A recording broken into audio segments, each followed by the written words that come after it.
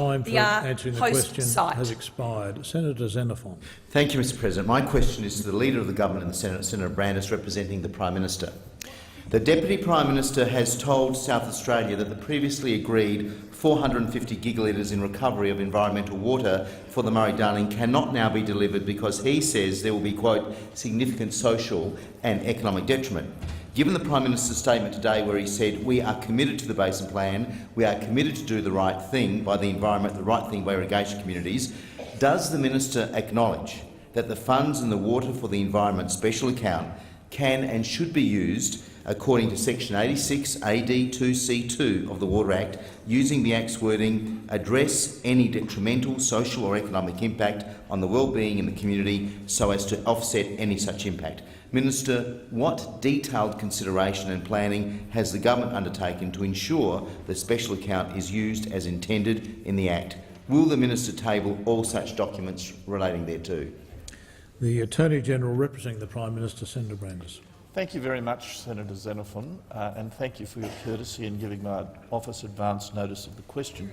Senator Xenophon, I don't think you were in the chamber, Senator Xenophon, when a question was asked of the relevant minister, Senator Canavan, from the opposition, and Senator Canavan, in his answer, gave a very, very detailed exposition of the government's position, and I would commend it to you.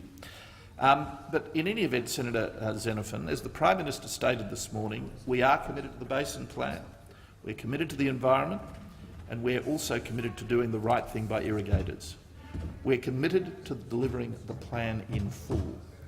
The conditions around the expenditure of the Water for the Environment special account must be used in accordance with the intergovernmental agreement agreed to by jurisdictions, including your state of South Australia. The additional 450 gigalitres must be recovered through efficiency improvements with neutral and improved social and economic impacts, a point made by Senator Ruston, the Assistant Minister for Agriculture and Water Resources, in her letter to the Premier of South Australia on the 20th of November. The measures are dependent on the voluntary participation of irrigators and water users. The Act and the intergovernmental agreement, which are both public documents, determine how the funding can be spent. Order. Pause the clock. Point of order, Senator Xenophon. The Attorney has not addressed Section 86 AD2C2 of the Act, which relates to offsetting any such impact. He's addressed other issues relating to the Act, but not the particular subsection of the Act that I've referred to. Thank you, Senator Xenophon. There were three elements to your question. That was one element, and the Minister did refer you to Senator Canavan's answer also, but I'll allow the Minister to continue. Minister.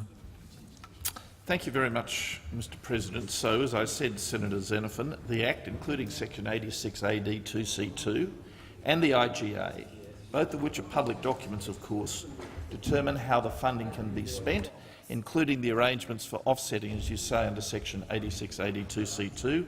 The Government will comply with the Act and it will respect and honour the intergovernmental Thank you, agreement. Attorney-General. The time for answering the question has expired. Senator Xenophon, supplementary question. Does the Attorney concede that the Commonwealth Government, as holder of the special account with almost $2 billion in it, can drive water efficiency measures to achieve the 450 gigalitres agreed to in cooperation with the states? What steps has the government actually undertaken to request of the basin states to provide details of such projects? And I ask again, will the Minister table all such documents relating to that? Attorney-General. Well, Senator, as I said in answer to your initial question, the key documents here are public agreements. But, Senator Xenophon, can I also point out to you that basin governments have already agreed to pursue 450 gigalitres of additional water for the environment. The Commonwealth has established programs through which water users and state governments can pursue funding for the efficiency measures. Thank you, Attorney-General. Senator Xenophon, final supplementary question. Well, that is contrary to the Deputy Prime Minister's statement to the South Australian Government. Has the Government commissioned any modelling on the impact of not reaching the 450 gigalitres target on the health of the river system, of abandoning that target, particularly in the lower reaches of the Murray? Has the Government actually sought advice from the CSIRO and other scientists as to whether it can reduce the return of water from 3,200 gigalitres to 2,750 and not increase the risk to the river's health when the next drought hits? Thank you, Senator Xenophon. Attorney General.